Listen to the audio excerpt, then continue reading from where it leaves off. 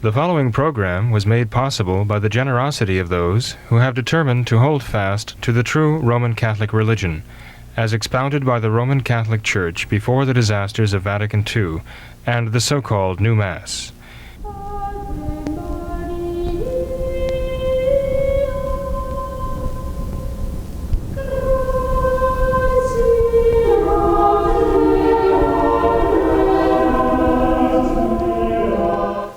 Hello and welcome to What Catholics Believe.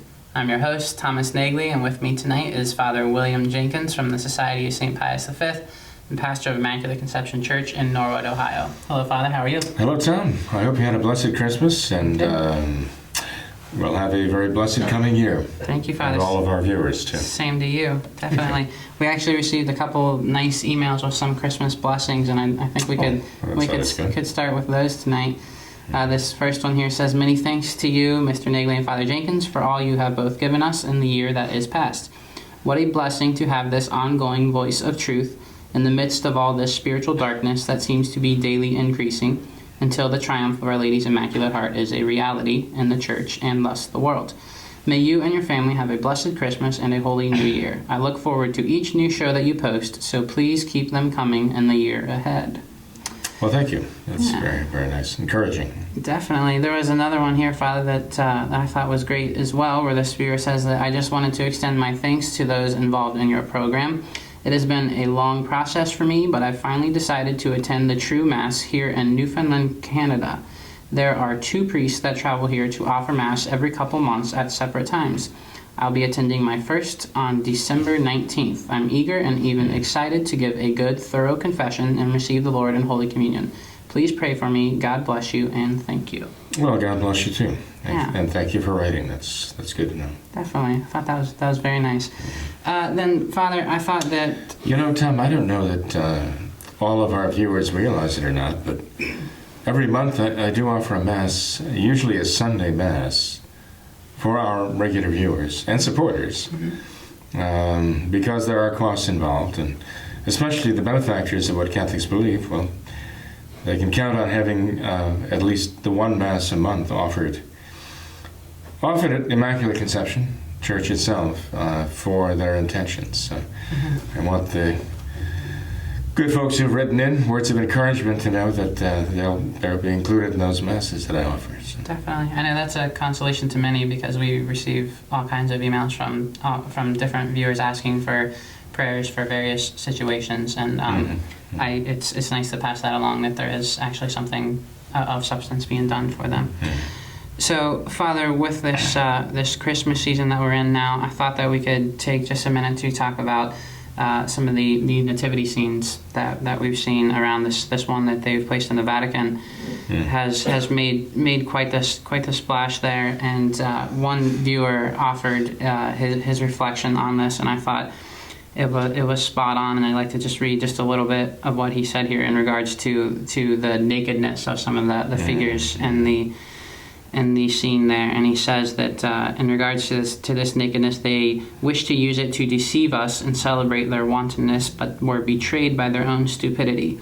Adorned in riches of the world, in one hand vouching for disgusting sins that cry to heaven for vengeance, and with the other pretending piety, they act shamelessly before the eyes of heaven and the entire world, shaming the Blessed Lord and the Blessed Mother, abashing their own parents, tradition, making children blush and weeping in discomfort. It is a sore trait which the Vatican displays in abundance as each year passes by. In the nativity scene, that naked man which does not belong in the picture of the nativity is them and all their shamelessness. They threw away white garments of sanctity, girdles of protective grace, to pose in naked shamelessness before the world, now lower than ever before at the bottom of the pit, unpenitent and blindly proud for what they do and have done so far. Well stated. And what he doesn't mention is something I just found out from our support staff, Jorge, here, that they also stripped the child Jesus of his swaddling clothes to reveal him there shamelessly. Also, and what our writer says so well does not refer to the fact that nativity scene was actually produced by a quasi-parish that has very close ties to the so-called LGBT crowd in Italy, and reflects their deviancy and their perversity. And Francis knew this. I mean, he actually reviewed it ahead of time and approved it. And when you say it made a bit of a splash, what came to mind is the seagulls. The seagulls keep appearing, evidently, during Francis's tenure here as the Pope of a New Order.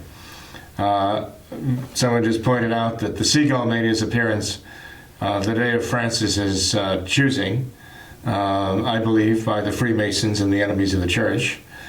And the seagulls have appeared at various times when Francis was releasing doves, peace doves. Seagull actually murdered one of the doves, one of the peace doves, right in front of the eyes of everybody. They were barely out of the hands of the children when a seagull swooped down and tore one of his peace doves to pieces. And now they are swarming over the heads of those who are coming to his manger scene. They're scavengers. Basically, they're garbage pickers. So when you say that this has made a bit of a splash, well, I guess the seagulls actually are making a bit of a splash of their own around Francis's manger scene. By the way, if you were to look at the lore of the seagull, you'd see that in some cultures the seagulls initially represent some kind of prosperity, but they can also represent violence and even death at the hands of one's loved ones, because they can be very vicious creatures. It's just interesting to see seagulls swarming over this mangy, I wouldn't call it manger scene, I'll call it mangy scene of Francis in the Vatican. It's a blasphemy, and it is a perversity. There's no doubt about it.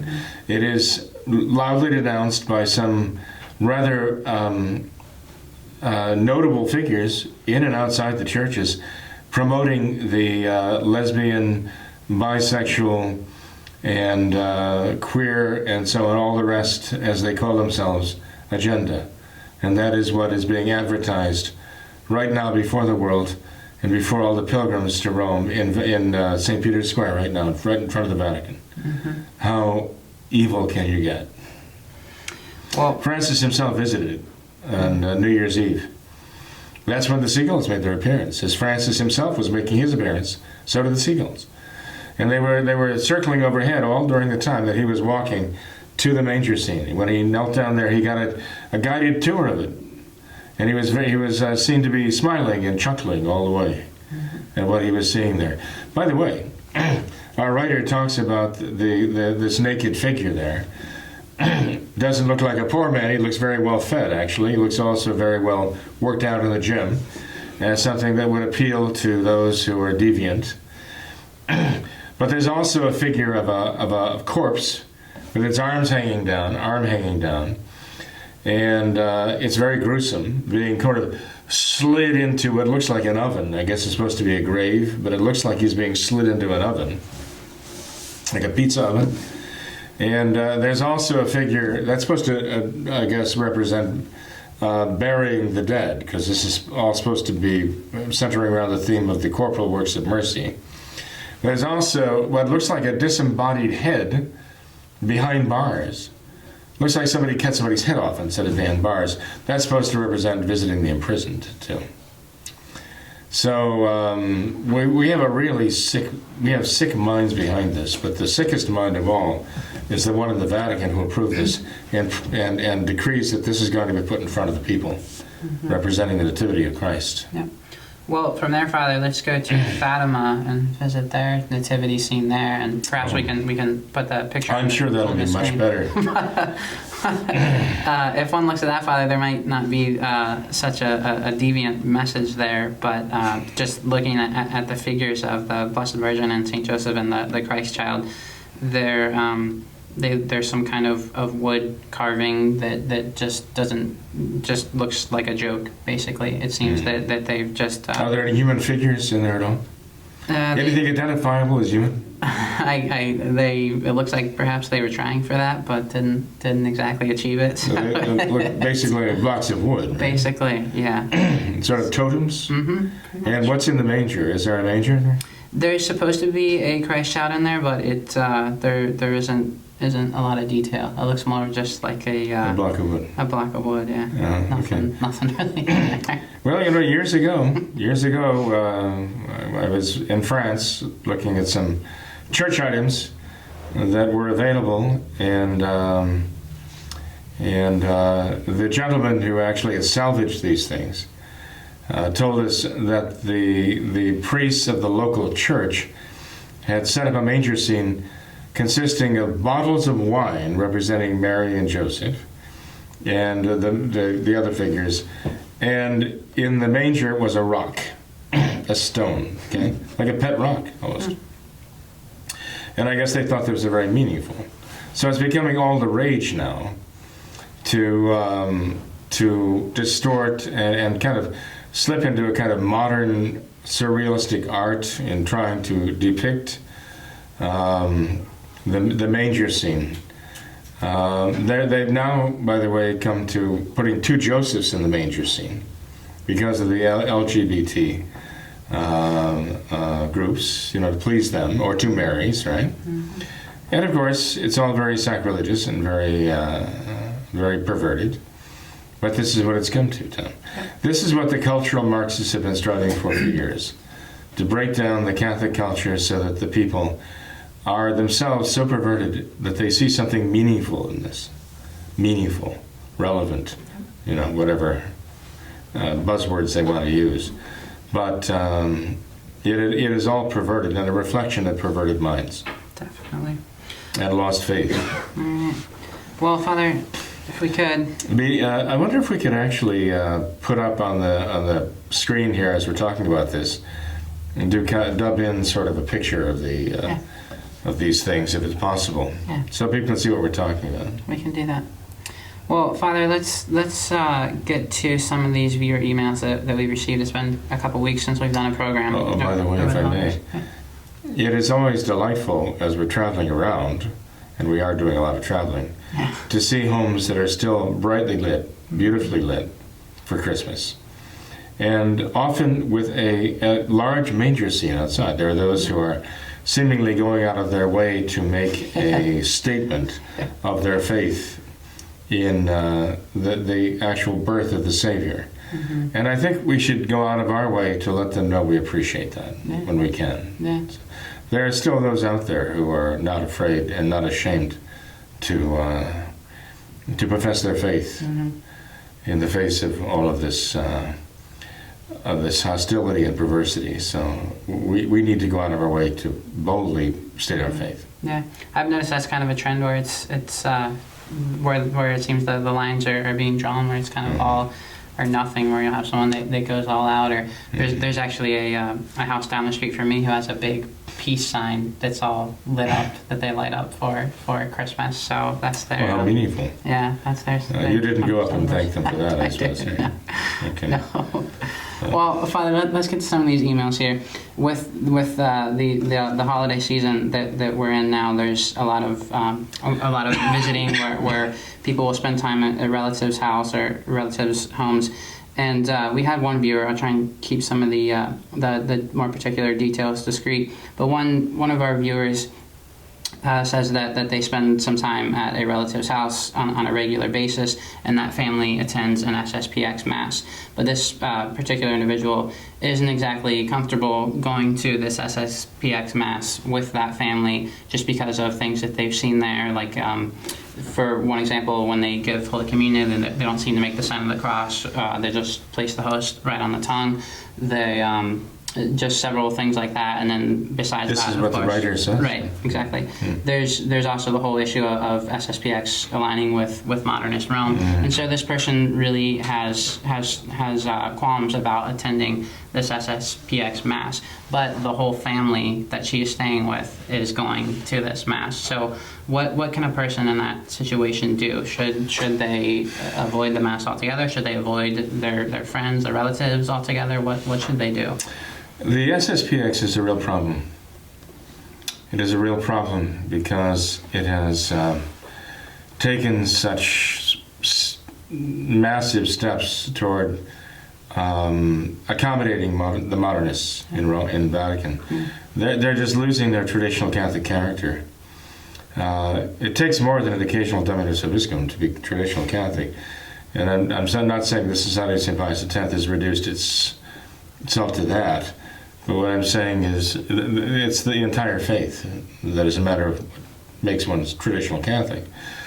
And now in the Society of St. Pius X, they've bitten on Francis's offer to have Novus Ordo priests for the diocese come in and officiate at their weddings, right? I understand that in some cases the people have simply rebelled. That in some cases they actually arrived to find a Novus Ordo priest ready to officiate at their wedding at a Society of St. Pius X church, and they walked out.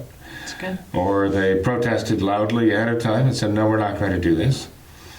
And but this is the direction they're heading in, and it's very bad. It's like they're going through the Novus Ordo all over again. Yes, it wouldn't surprise me to find out that what this young lady is saying is true. But also the Society of St. Pius X is having clergymen come in from the Novus Ordo and administering sacraments in their chapels to the people, administering something, anyway, to their own people. And that's not why people go to a Society of St. Pius X chapel, I wouldn't think. Why wouldn't they just stay home and go to the Novus Ordo church? Why bother going to an SSPX chapel if they're going to be bringing Novus Ordo clergymen in to hear confessions and give sermons and say masses and officiate at weddings? Why do they even bother with the SSPX anymore? So I would recommend to her that she stay away. I mean, for all we know, they've got a Novus Ordo clergyman in there saying the liturgy, or perhaps he's been in there the week before, for all she knows. And he's the one who consecrated the ciborium from which they're going to draw a host to give her for communion? No. I would say she certainly should not go to receive communion there. And it'd be better if she is going to go, for the sake of seeing her friends, she should just pray the rosary. But, I mean, ideally, she really shouldn't go. Not as long as they're talking about becoming co-religionists with Francis. No.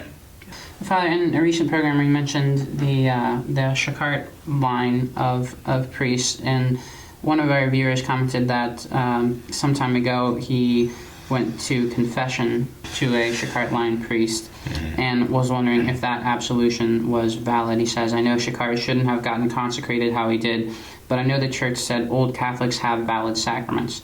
I also read that converts from Orthodox churches don't need to confess sins again, that they confess to Orthodox priests.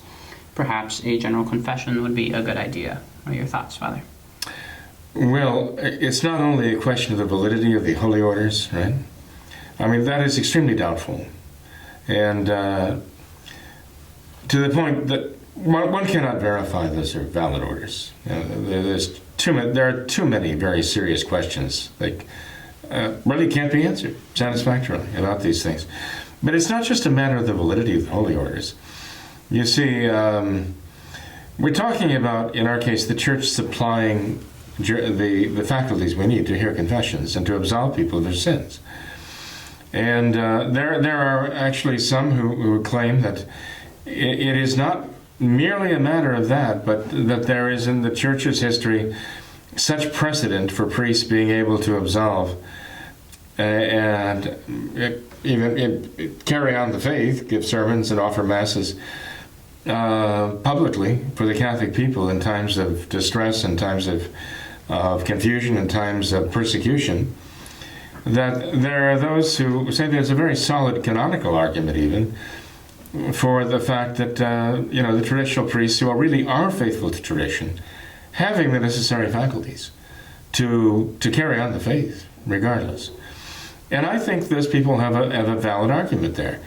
Because the fact is, the power of magisterium in the church and the power of government in the church or jurisdiction fall within that, that realm of the jurisdiction, the power of jurisdiction of the church, giving commands and also teaching the faith, on the one hand,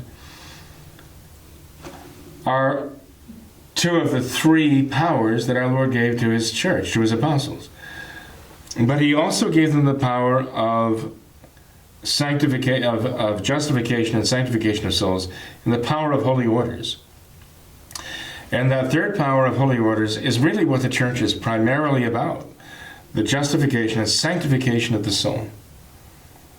And you'll notice that the way our Lord set up the church, and the church traditionally has taught this, that the power of the church's teaching authority, teaching faith and morals, under the category of the church's jurisdiction, is apart. It's not entirely united. How should I say this? I want to say it correctly because I don't want to give the wrong impression here. But the power of holy orders is not completely and absolutely subject to the other powers, in the sense that it cannot be exercised without the approval of those who have the power of magisterium or jurisdiction. The church in her own law has empowered those who have the power of holy orders to administer the sacraments, the power of justification of souls and the sanctification of souls, sometimes even without the necessary, delegation or granting of powers by the human beings, And this is clearly God's way, our Lord's way, of allowing the church to continue functioning in her primary mission, even when you have a bad pope or bad bishops. That our Lord wants the supreme law of the church, the salvation of souls, to still have the ability to carry on, even in the most dire circumstances. So I won't say that the power of holy orders, ministerium, is distinct from or separate from or independent of the power of jurisdiction. No, it's not. But the church has expressed her own mind in making it very clear that power, for the sake of this justification of souls from sin and the sanctification of souls by sanctifying grace, can continue even in spite of having a bad hierarchy, even a wicked hierarchy that might even be opposed to the good of souls. So there are doctors of the church. Popes themselves have spoken on the matter of errant bishops and even errant popes who would do things that would be harmful for the church and damaging to souls. St. Robert Bellarmine was one of them. You couldn't think of a more avid champion of papal authority. And yet he says very explicitly, he says, raising the question, what if a pope were to command something that would be injurious to the church and damaging to souls? And St. Robert Bellarmine says that in that case, a Catholic person would have an obligation not to obey and to impede the execution of his commands. In other words, to prevent other people from obeying something damaging like that. And in the case of a priest, that even takes on a stronger meaning, that the priest would have to continue for the sake of the supreme law or purpose of the church to administer the sacraments and justify and sanctify souls. This is the mind of the church. This is what Catholic tradition has told us and shown us. By what the church has told us in advance and then approved afterwards, in time when crises have arisen in the church, and when she says this priest and those members of the Catholic clergy did the right thing in doing what they did during those times. So the power of holy orders is a distinct power, and it really expresses the primary purpose of the church and the human soul to justify and sanctify the soul from sin and elevate it to God's grace and to bring that soul to salvation. And the church, historically, in her tradition, has given a certain latitude to that. But here's the problem. I mean, a latitude to that her law allows for, even if a bishop, for example, were to absolutely forbid a priest to function under certain circumstances, even if he were excommunicated, the law of the church says that he has the power in an extraordinary case to absolve someone of their sins. Let's say someone who is dying in sin. And not only would an excommunicated priest have the power to do so, in charity he would in a sense have a duty to do so. And this involves priests who have actually violated the laws of the church by doing something actually wrong for which the church has excommunicated them. That certainly doesn't apply to real traditional priests who are just trying to hold on to the faith, despite the fact that there are bishops doing things which the church has customarily, traditionally excommunicated for doing. And these are the bishops who are trying to prevent the priests from justifying and sanctifying souls.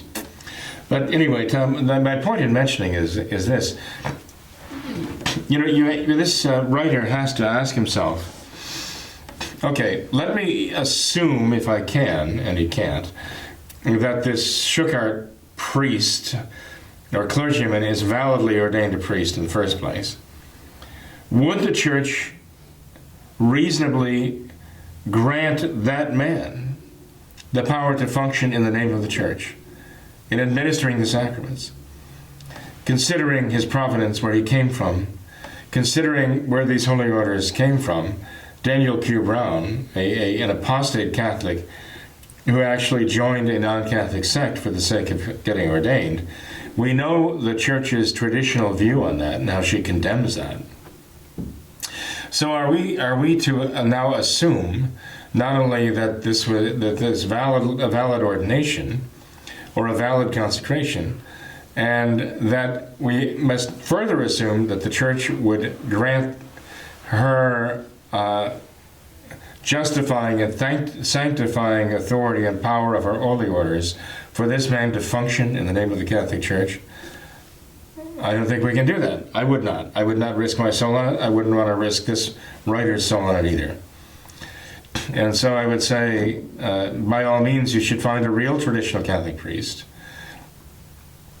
whose holy orders derive from a real traditional Catholic bishop, and make a good confession to that person, and do not make these assumptions as though you were somehow, betting on your soul, your soul's salvation. It's just not.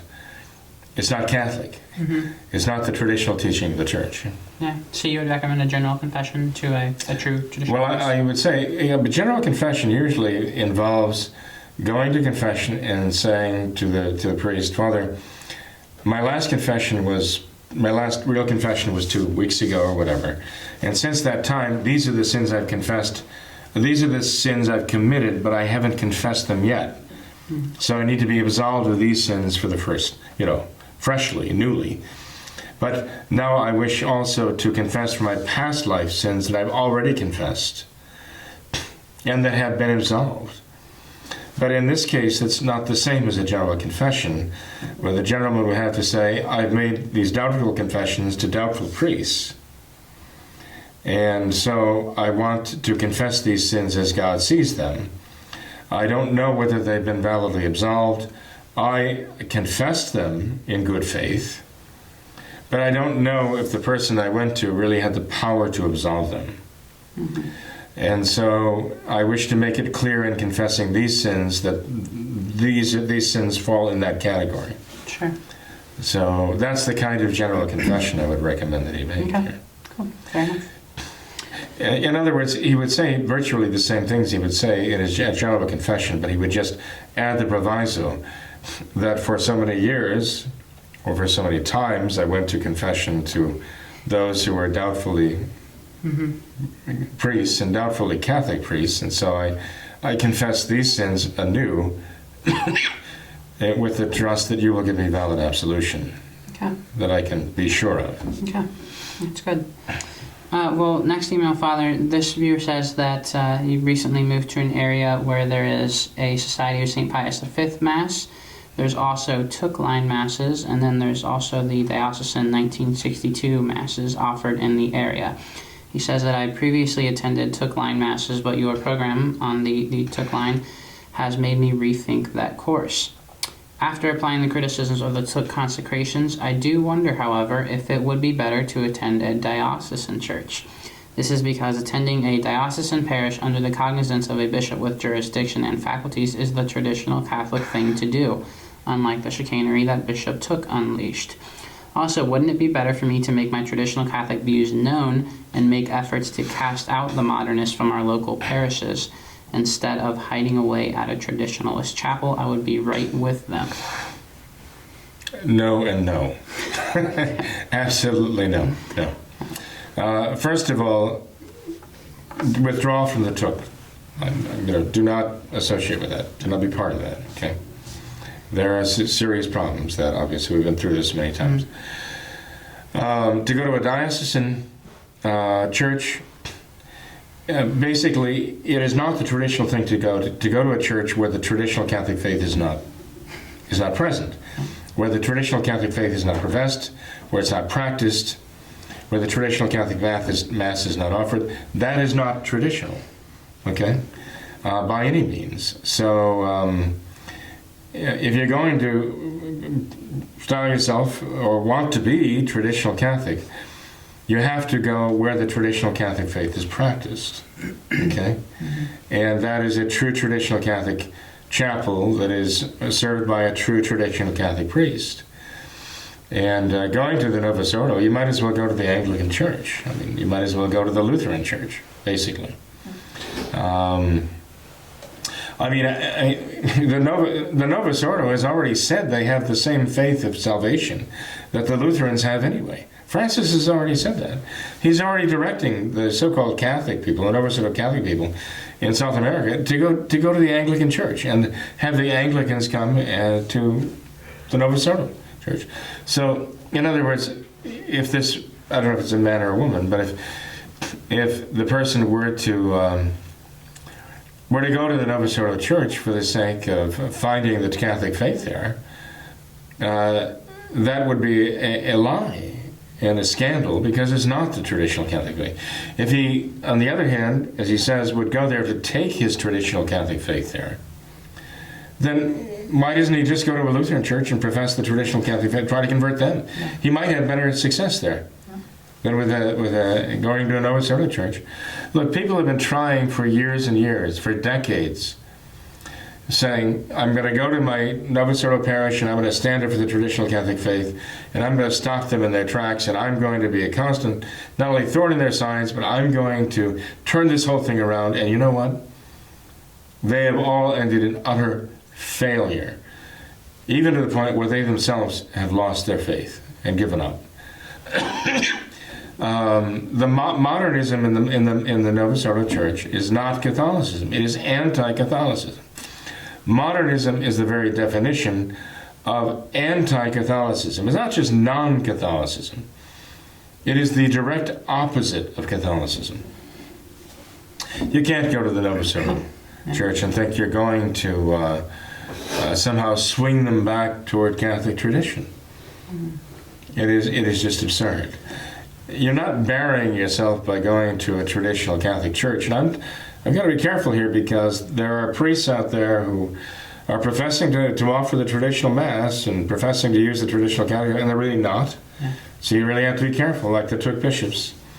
They are founded in something that is absolutely condemned by all Catholic tradition. That's where they got their start. And so, when I say traditional Catholic priests, I'm not referring to them. But the right thing to do is to find a real traditional Catholic priest who adheres truly to the traditional Catholic faith in his manner of his ordination and in the faith that he professes, in his teaching of the doctrines of the faith, in his teaching of the moral requirements of the church, with how we live as Catholics, and in his worship, in the Mass and the sacraments, that they're all the traditional Catholic Mass and sacraments all the way through. They're the traditional Roman rite. That he can't settle for any less than that, honestly.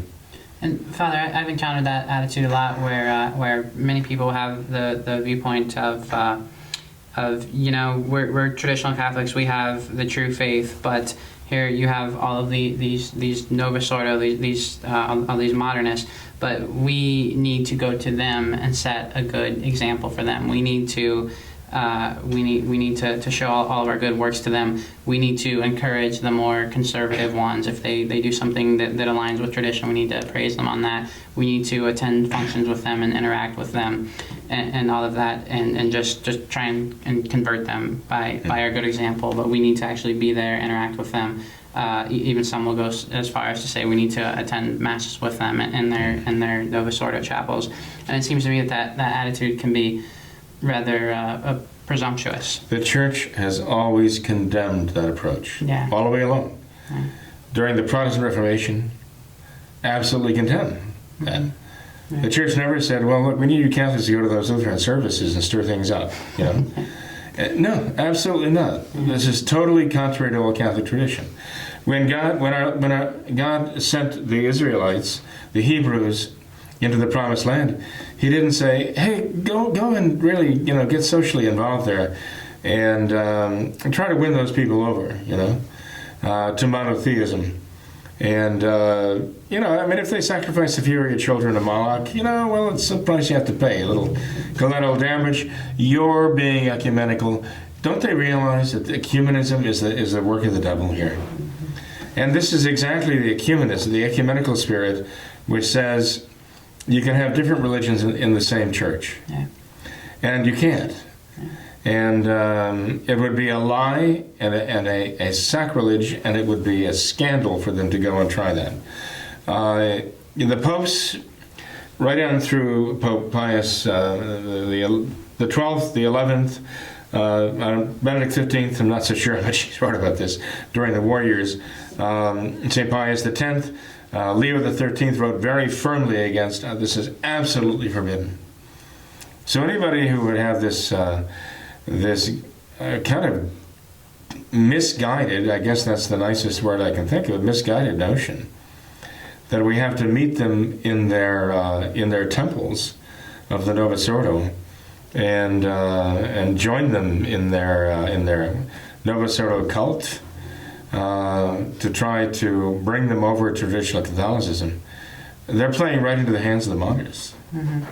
And Father, that attitude is rather silly too if you think about it, because we all know the adage of one bad apple will spoil the whole bushel, and here we have one good apple that's going into a whole bushel full of spoiled apples, trying to convert them. But it seems that since Eve bit that apple, they're going to go and start biting all of It's no, you cannot bite the poison apple and think that you're going to convert the wicked witch. It's not going to happen. Yeah.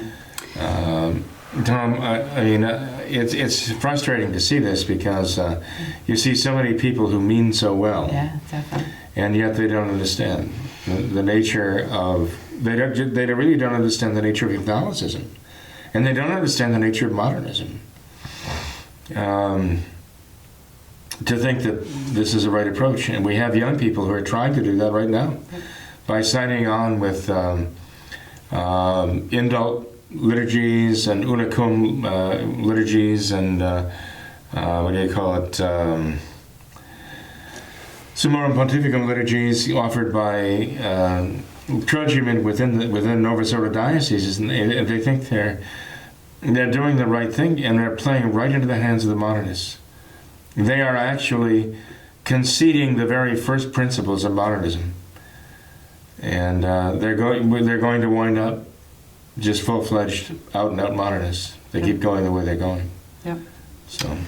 Well, Father, getting back to this email, you recently mentioned in regards to the Shikart line of not gambling with your soul and going to a doubtful priest.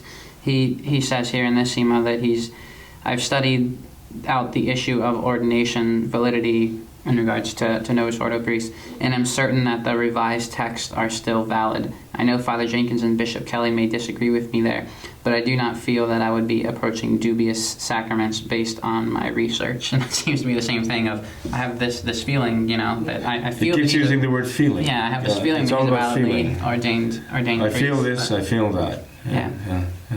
Well, I'll tell you what. His feelings don't amount to anything, really. It's not a matter of what I feel either. And if it were a matter of feelings, I'd like to just assume that it's fine and just go ahead, because it sure is a lot of trouble facing reality, the reality of thinking it through, But if you look back in the history of the church has made some very strong statements about we don't mess with these things. We don't fool around with things and take chances on these things. Probabilism, probabiliarism. These are positions with the sacraments the church has condemned. No, we don't say, I feel that this is okay, or I'm pretty convinced on 99 chances out of 100 this is going to be okay. Church doesn't do those things with the sacraments. She's condemned these positions. So again, I'm just saying that the individual involved is one of those people who's trying to find his way through. But I think he's using the wrong method of finding his way through here. This may be a bit off the track. Heaven knows, I never get off the track, Tom. But a few Sundays ago, I was stuck in Atlanta airport when the power went out. I had just arrived in Atlanta airport. I was there for about a half an hour when the power went out. And there are a lot of stories associated with this that I will not tell right now, because I don't want you to doze off in the middle of the program. I want the rest to. But there are a number of interesting stories, interesting for me anyway.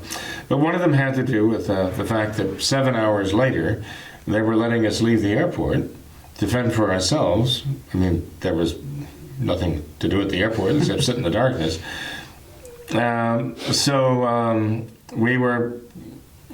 There was a young lady there, it looked to me like she was probably in her teens, and there in the darkness she's talking to people behind the desk. We could hardly make them out because of the darkness, but she was going to try to leave the airport in the darkness. She had a friend coming, she lived there in Atlanta, and was hoping the friend could come and pick her up. But her cell phone pretty well had died, so she couldn't use the light on the cell phone. And she couldn't really use the cell phone to call either. There was no power. You couldn't recharge anything. So I had a flashlight. I always travel with a flashlight, having learned the hard way. So I said, well, if you'd like to come with me, at least we can find our way, pick our way down the stairwells and through the tunnels, the underground tunnels connecting the concourses. And, we can get to the front of the airport. And she said, well, that's a good idea. So I guess she figured a priest, an old, overweight basically Irish priest would be a safe bet, especially when I carried a flashlight to travel. So anyway, it amazed me that we're heading down these really very dark stairwells without, other people didn't have flashlights unless they had the light on their cell phones. That's what they were getting around. And hundreds of people were down, trying to go through these tunnels and trying to funnel themselves into these escalators that weren't working, so they're picking their way step by step, hand over hand down the escalators into the dark, even the darker areas down below, where it was pitch black down below.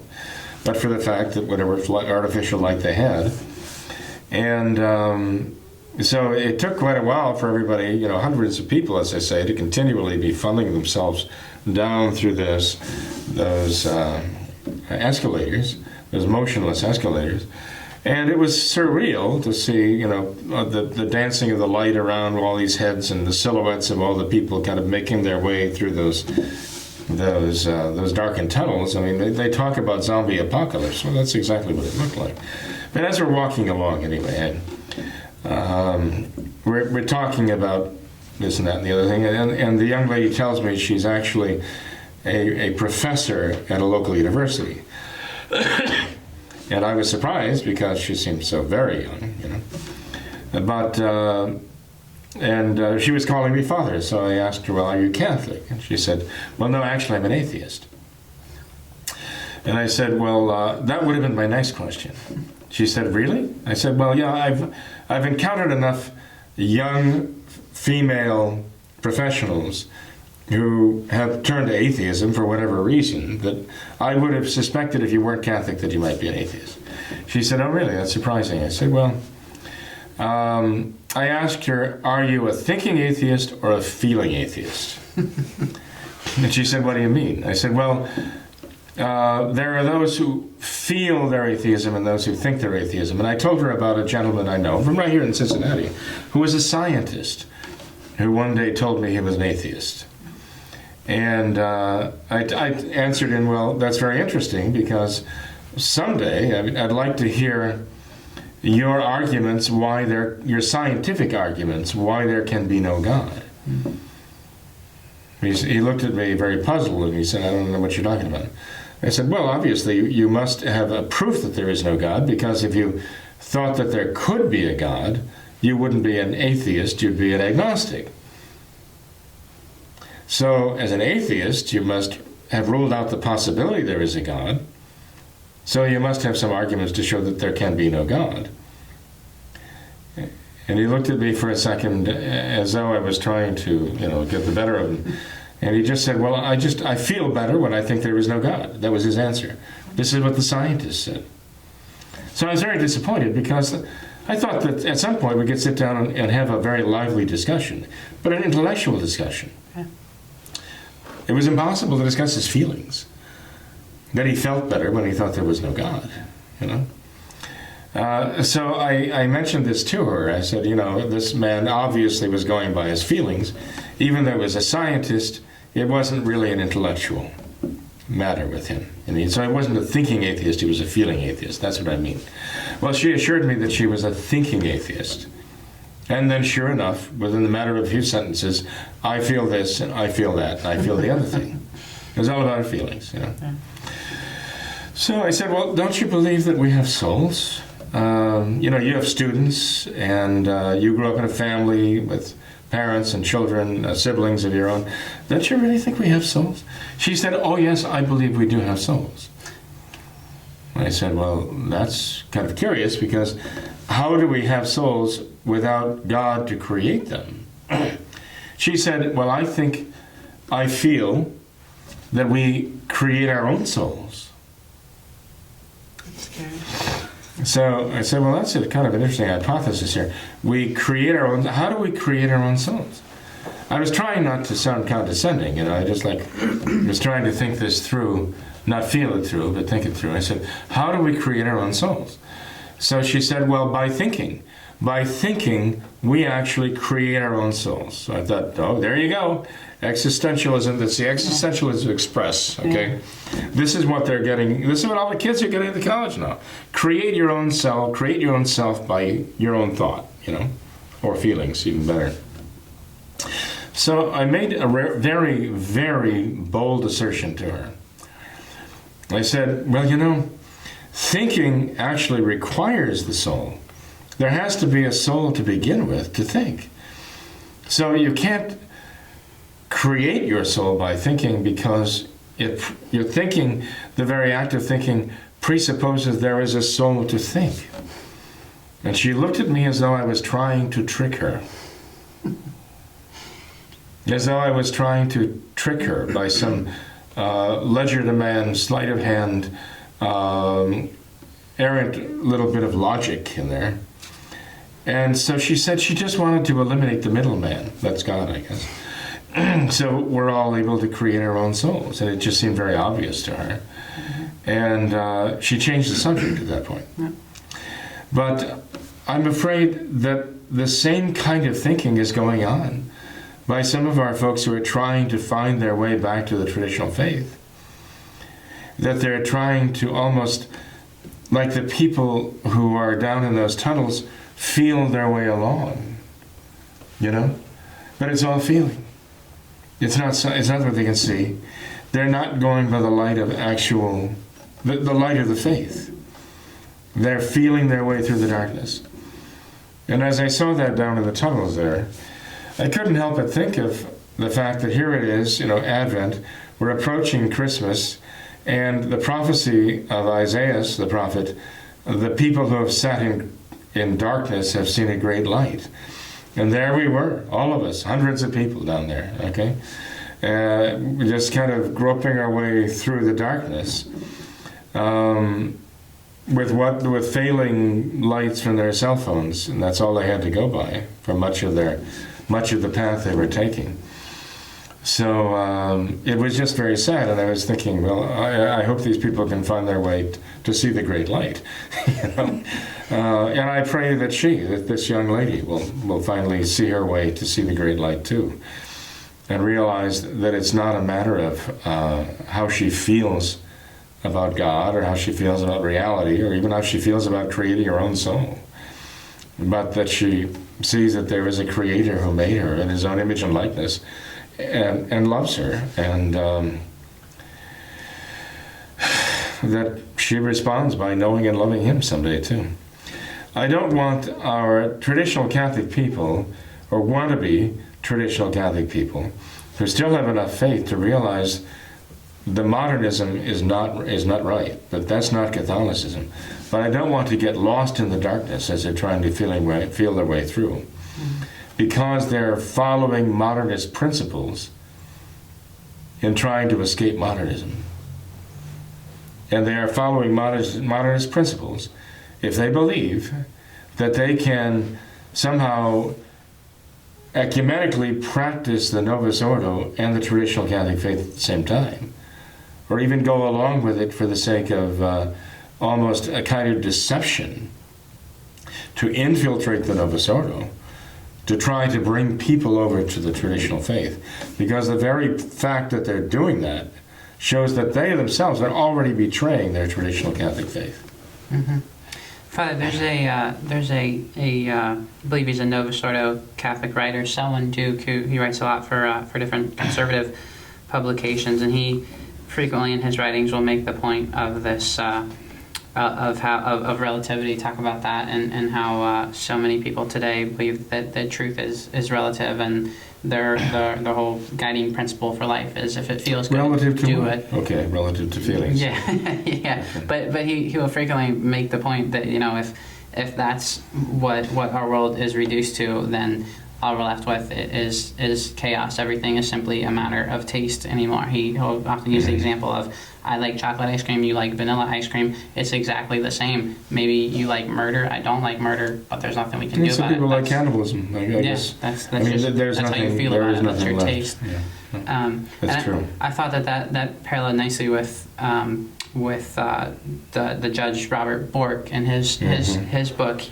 Slouching Towards Gomorrah. It was a great book, but I know towards the end he was talking about morality and how that comes from religion, but not just any religion. It comes from the religion where our principles are literally carved in stone and handed down to us. So there actually is just facts. There actually is objective truths, and there's not just feelings. And everything else, every other religion, anything else that tries to live off of this principle of feelings or whatnot, that it's a farce. Mm-hmm. So I thought that right. nicely. Yeah. Well said, Tim. Well, Father, how about one more email? This one was short, but I thought it was fun. One of our viewers wanted to know, who's the exorcist for the Society of St. Pius V? Well, I don't know that any has been appointed. Okay. That's the kind of thing you're very careful about. Generally speaking, in the past, whenever there were exorcists appointed, their names were not revealed anyway. Yeah. So if there were to be one, I certainly wouldn't be announcing it. I can just tell you for a fact it is not myself. Okay. although I think all of our priests are called upon at various times to deal with rather dicey situations. When I have somebody come in, as I do about 2 or 3 times a year, generally very thoughtful, respectable people, not prone to hysteria, but the first words out of their mouth is, "Father, you're going to think I'm crazy, but..." I mean, I know it's coming because they talk about things that are happening in their homes that are very distressing.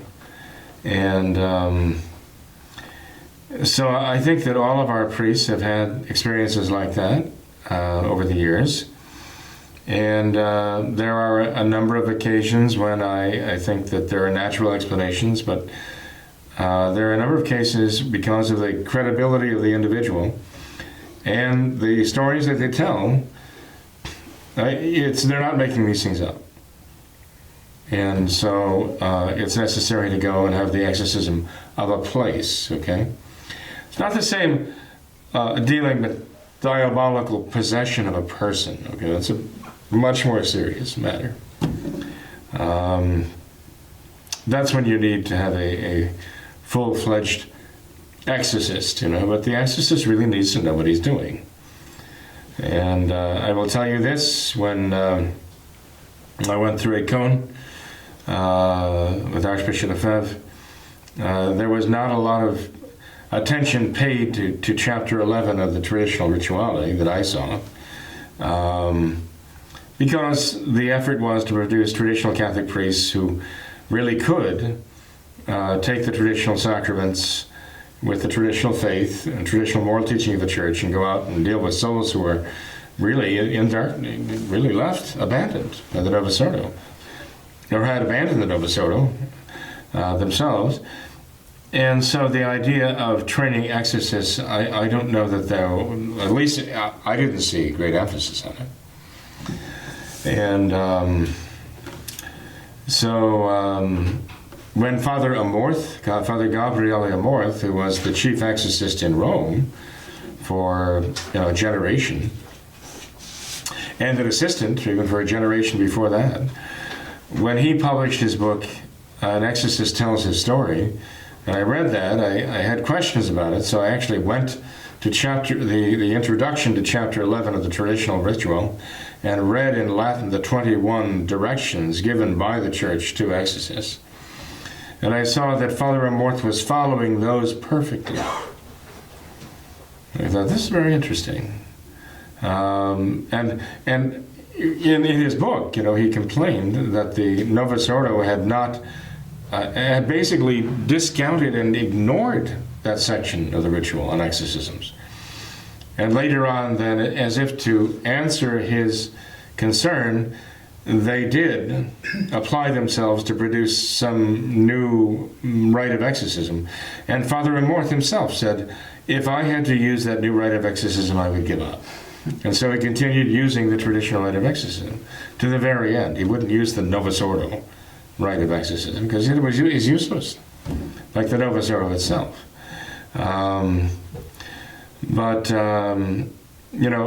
There is a great deal of talk now about diabolical possession. As Father Amorth himself said, the devil himself was extending his influence more and more because he was not opposed. Certainly not by the Novus Ordo clergy. And so the writer asks a very good question about exorcists, the presence and the practice of exorcism. In answer to the question, I don't know that anyone has been appointed to do that, but I would heartily recommend that all traditional priests be trained in the caveats of exorcism and what they are to do and what they are not to do when they are faced with an actual case of possession. And even when they're called upon to go to a place that apparently is infested with some diabolical influence, as I think we all have at times. Sure. Okay. Well, fair enough. Well, Father, it seems that perhaps being the Christmas season that we could end on a happier note than exorcism and devils. So would you have any words of advice for us here during Well, I think actually driving devils out is a very happy note. Okay. To free a soul or a place from their evil influence. That's the victory of Christ, right? Yeah, that's true. So I would just say that with regard to the Christmas season, remember it lasts right on through to February 2nd. Do not fall victim to the Christmas of the modernists, the Christmas of the liberals and the secularists, so that we all party during Advent, and then when Christ is born, we stop. As though his birth is a time to stop rejoicing. Yep. No, that's when we begin to rejoice as Catholics. And we rejoice for the entire 40 days, from Christmas Day all the way through to Candlemas Day, the Feast of Purification, February 2nd. That's the Catholic thing to do. So keep celebrating, and let the world know you are celebrating the real Christmas. But celebrate it in the right way, okay? And that is to let the world know there is a Savior from heaven, who's Christ the Lord, who is the Son of God himself, who has come here for us, and try to show the real Christmas spirit. There are those who will not be ruled by Christ. And as the parable in the Gospel says, that we will not have this man to rule over us. Well, make it very clear that Christ rules in your home, that Christ rules in your heart, in your mind, by the way you live your life. And that's the best way, the only real way to celebrate Christmas, truly, as a Catholic. Sure. Well, Merry Christmas, Father. Thank you for being here Well, tonight. blessed Christmas to you and all. No problem. Thanks to all of our viewers for watching this episode of What Catholics Believe. Until next time, we ask that you all remember the words of Our Lady of Fatima, to consecrate yourselves and your families to the Immaculate Heart of Mary, and to pray and do penance. Thank you, and God bless you. And put those Christmas trees back up until February 2nd. Keep them plugged in. There you go.